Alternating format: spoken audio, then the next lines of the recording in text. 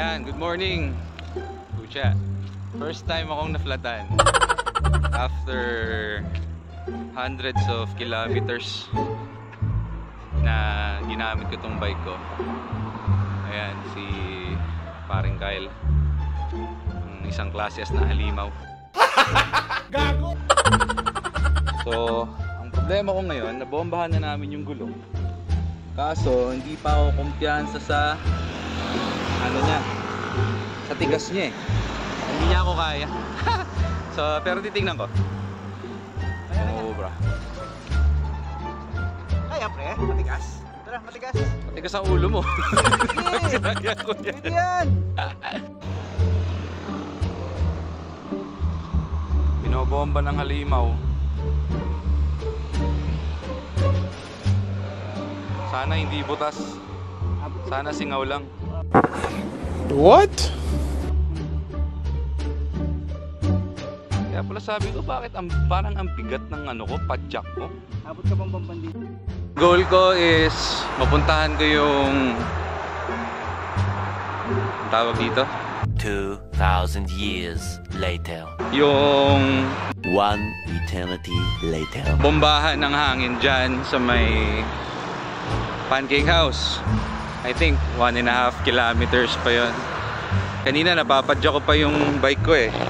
Kaso talagang wala nang hangin sa loob, and baka pag pinilit ko pa kainin na ng rims yung gulong.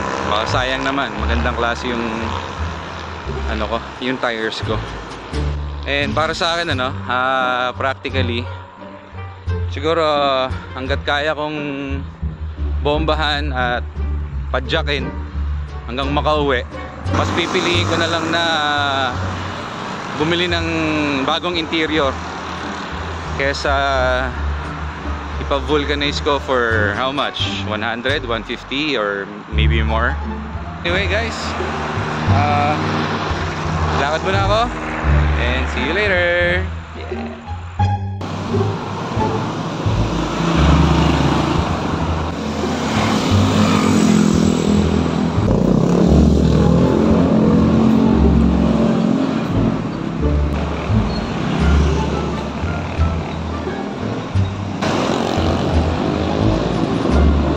Tawid na tayo dito. Tawid na tayo dito. Tawid na tayo dito. Sarap ng upo ng halimaw dun eh.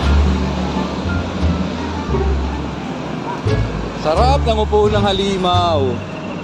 Pakapi-kapi na lang. Walang yan. Vulcanizing.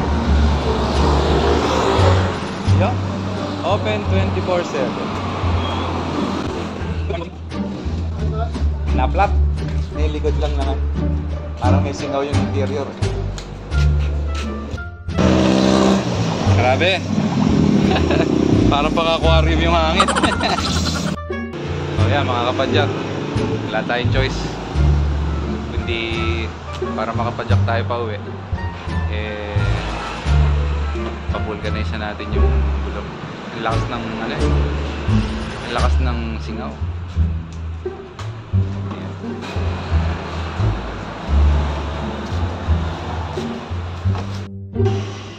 So kinakapa ngayon ni Kuya kung may tumusok na pako doon sa gulong natin. So ayun, ayan siya, hawak ni Goku.